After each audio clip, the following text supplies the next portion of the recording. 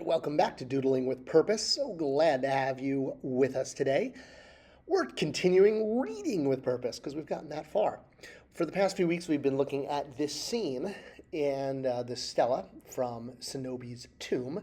And remember that the full thing acts as a determinative because you can essentially look at the scene and it's telling you what the writing is going to be about. We physically see a man spearing and a man throwing. So that's your huge hint. We worked through the left-hand side, which was read right to left, because you always read towards the animal faces, and this translated to Senobi spearing fish. Senobi the justified spearing fish. Well, this week we're going to look at the right side of the same stela, and it's going to follow along suit. We can use the determinative of the fact that we see a man throwing, and we see a woman holding a bird to tell us what we're about to read. I've gone ahead and X'd out, or rather written lines there between the different words to help, but hopefully you should be able to do this on your own. And we're going to be reading left to right.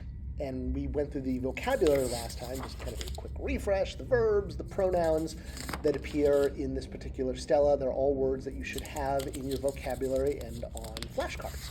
All right. So the first word we have here that I've isolated down there and written at the top is ama, which is to the verb to throw, which we've covered. All right, our second word is just the simple mouth glyph, which you know is the pronoun at. So we have throwing at. Pretty good so far. All right, the third one is actually, not that it's tricky, but it's just a determinative, or rather an ideogram with 3 stroke lines, meaning plural. So what you see is a picture of a bird. And remember, if it's just a picture of an animal with 3 stroke lines, then that's what it is. It's opid, bird. It doesn't spell the word, it just uses an ideogram. So you can see here that the final word there, the R is on top, and then you have opid, the bird, with the stroke lines at the end. So they are following because of aesthetic symmetry and, well, graphical transposition to make it look good.